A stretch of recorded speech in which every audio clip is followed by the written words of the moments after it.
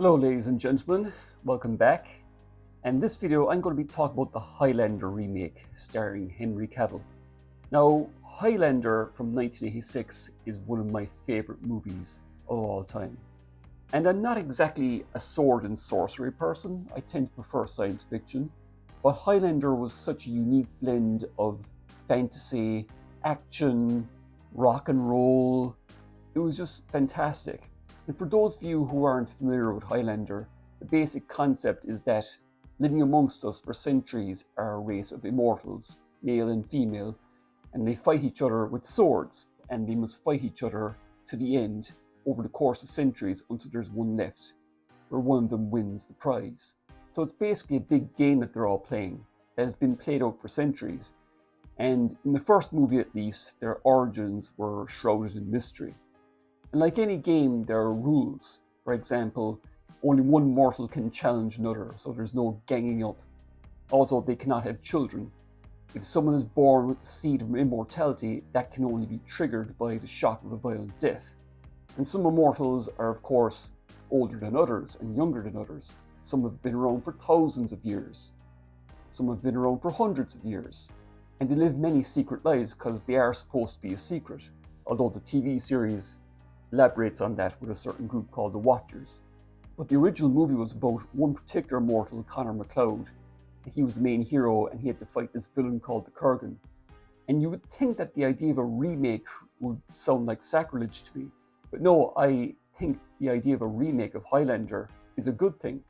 Now recently I made a video about how certain movies could do with being remade. I mean, Hollywood loves remaking TV shows and movies and video games, and they really do it too much. But there are certain movies like, say, The Shadow or The Last Starfighter, which I believe could do with a modern remake. And I didn't mention Highlander, and I should have, because as much as I love the original Highlander, I'm not so blind to its flaws, and that there are certain aspects of it that could be improved. The whole idea of doing a remake, I think, is not just to appeal to a new audience, but to draw in fans of the original. Because even if they hate the idea of a remake, they're going to come check it out, more than likely, even if it's just to complain about it online. But in this case, I'm actually optimistic about a remake because, let's face it, as much as I enjoy the original Highlander, there are certain aspects of it that are a little bit goofy and could be improved on. For example, the swordplay is good, but it's not that good. Some of the effects are dated, and the casting is kind of weird because, look, I love the characters and I love the actors, but Christopher Lambert, a French person, was playing a Scotsman, and you had Sean Connery, a Scotsman, playing a Spaniard. So it was kind of weird casting, but it worked. But I think with this new modern remake, they could really improve on that. One of the main reasons I'm looking forward to this remake is because of the talent involved. Now, Henry Cavill, of course, is playing MacLeod, although at this point we're not sure if it's Connor MacLeod or Duncan MacLeod from the TV series, but he's playing the Highlander. And Henry Cavill is a great choice because, for one thing, he's a great action star. He plays very physical roles. I mean, he was Superman, he was in The Witcher, and the most important thing is he's very passionate about the projects that he works on. It's amazing to me how Warner Brothers squandered his potential as Superman, because he really was passionate about playing Superman, and he wanted to come back and play the character after the Zack Snyder trilogy finished, or was unfinished, I should say. And of course, we all know what happened on The Witcher TV series. Cavill was a big fan of the games, he was a big fan of the books, and the TV show, I only just watched one season and I barely finished that. It was just a mess. What's amazing to me is that the showrunners of that series had no interest in the lore. They had no interest in the games, they had no interest in the books, but Cavill did. And Cavill had to fight them on that, and they considered that, problematic. And Cavill bowed out of the show after the third season, which I think was a good idea on his part, because the show has gotten even worse since he left. And the other great thing about Cavill is that he stands up for the fans. Sometimes when reporters ask that loaded question about toxic fandom, he's always there standing up for fans, because he understands as a fan himself that passion is just a very important thing for a fan. When it comes to fans, it is a fan's right to have whatever opinion they want to have. And people are going to be upset because, especially when you're talking about books or games, because you're never going to be the exact person who they had in their head or who they played on Witcher 3, for example. I don't necessarily consider that toxic. I just consider that passionate. Cavill would be a much bigger star now if he played along with the whole Hollywood routine. But I think Hollywood doesn't really like him because, shock horror, he's strong, he's masculine, he's charismatic, he's attractive to women, all the things that Hollywood hates. But here he is with this Highlander remake, and I think he's actually very good casting for MacLeod. Cavill has experience with swords, he has experience with fighting, so the fight scenes in this new Highlander remake should be great. And speaking of fight scenes, the other reason why I'm looking forward to this movie is because of Chad Stahelski, and he's one of the directors on the John Wick franchise. And I hope that this movie can do for swords what John Wick did for guns. Because as I said earlier, the sword fighting in the original movies was not great. It wasn't terrible, but it wasn't great, because when you think about it, if immortals have been around for centuries, and they're training for centuries, and they're fighting for centuries, their fighting skills should be off the chain. And even in the TV series, which had very good choreography, some of the guest actors you could feel were just trying to catch up to Adrian Paul, who was a very skilled sword fighter. But really, if an immortal has been around for centuries, their fighting style should be incredible. And I'm really hoping that we get some really amazing, and I do mean amazing, sword fighting scenes in this new film. And I'm pretty sure we will, given the talent involved, given Henry Cavill's talent as a sword fighter and Chad Stahelski's experience with action cinema. And speaking of the casting, the supporting cast of this movie is really shaping up to be something special. Because once again, Russell Crowe is playing the mentor to Henry Cavill's character. And of course, this is a reunion of sorts because, of course, Russell Crowe played Jor-El in Man of Steel, who was the father of Superman. And you might think, why are they getting Russell Crowe to play Henry Cavill's mentor in another movie? There's a long story about that, but basically Russell Crowe met Henry Cavill when he was a young boy, and he's partly responsible for getting him into acting. You should really check out the story how Russell Crowe says it in multiple interviews. And then we have Jeremy Irons, I think, playing a villain, not the main villain, but he's playing a Watcher, I think. And the Watchers in the original TV series was a great addition to the overall lore of Highlander. Because even though the Immortals are supposed to be a secret and they've been around for centuries, there's an organization called the Watchers whose job, officially, well, unofficially, they're supposed to be a secret society, that their job is to observe and record but not interfere. And the rumor is that Jeremy Irons' character is playing an evil Watcher. And there was a subsection of Watchers in the TV series that were called Hunters, who believe that Immortals are a threat to humanity and they have to be wiped out. So that could be interesting. But the main villain, the Kurgan, I believe, is supposed to be played by Dave Bautista. And I'm not too enthusiastic about this casting because the Kurgan, as played in the original movie by Clancy Brown, is one of the greatest movie villains of all time. He was just insane and crazy. And funny at the same time. He was scary and funny.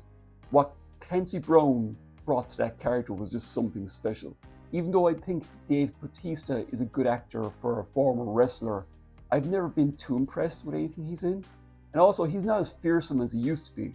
Because what really sold Dave Bautista in the movies he's done is that he was always a big, huge, strong man. And he seems to have slimmed down a bit. He actually looked a little bit ill. I mean, I saw a movie with him recently called The Wrecking Crew, and he looked very slimmed down. But he could surprise us all. And in real life, Dave Bautista comes across as a bit of an idiot with his talk on politics, but I can usually overlook that if an actor is good enough. That's the only casting that really concerns me. And we've also got other good casting choices like Karen Gillan from the Guardians of the Galaxy movies, possibly playing a love interest, and Djimon Hounsou is in it as well. And Djimon Hounsou I really like. He's a good character actor. He's always reliable.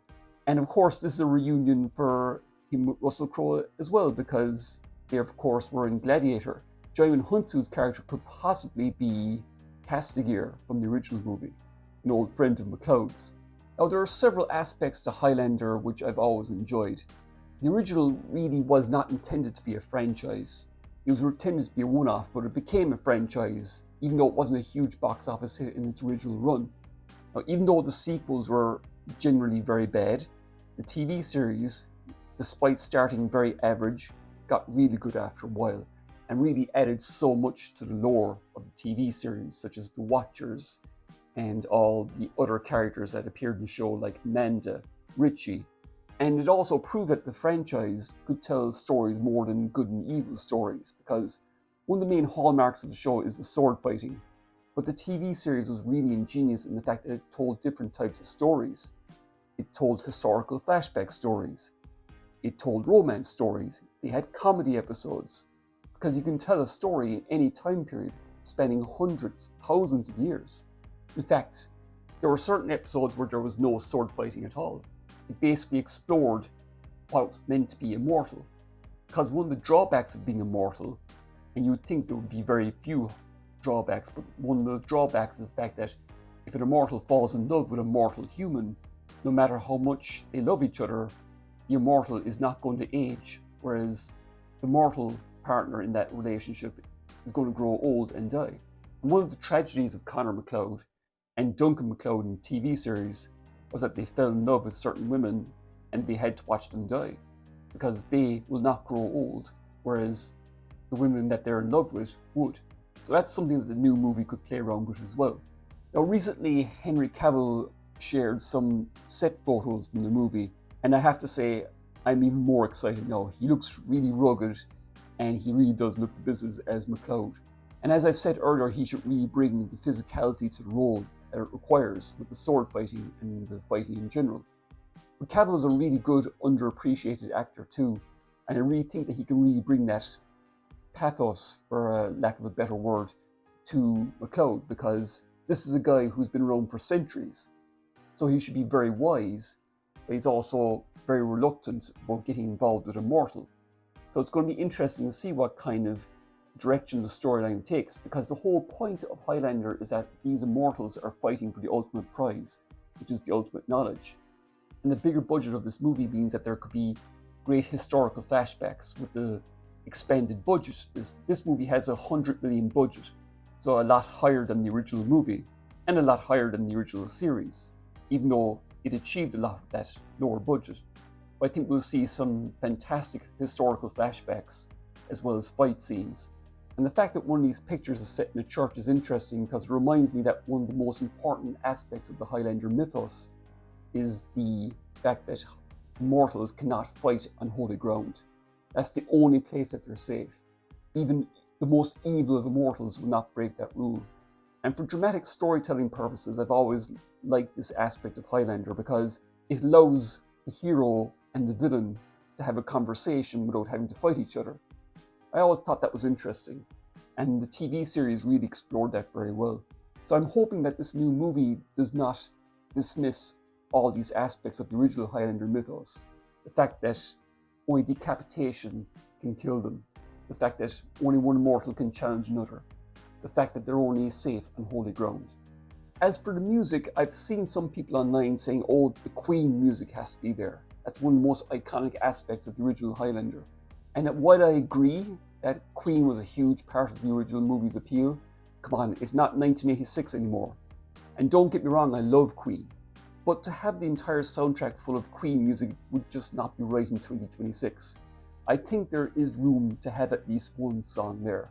I would like this movie to have its own identity and add to the mythos, rather than just regurgitate everything that we've seen so far. But yeah, I definitely do think that they have to have Princes of the Universe.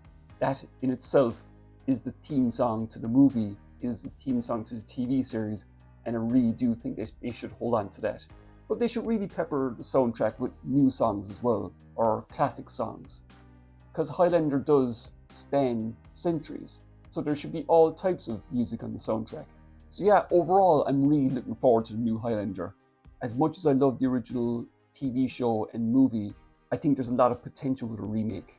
Henry Cavill as MacLeod, fantastic casting, Russell Crowe, Jeremy Irons, Karen Gillan, Jaimin Hunsu. Not entirely sold on Dave Bautista yet, but we'll see. And I'm really hoping that, unlike the original, that they leave it open-ended for sequels and spin-offs, because as I said, there is so much potential in Highlander for telling loads of different stories. So what do you think? Are you looking forward to the remake of Highlander? Do you think it's sacrilege to remake the original? let me know in the comments. And if you enjoyed this video, please give it a like. Consider subscribing if you haven't done so already. Share this video out there, and I'll see you all next time. Bye for now.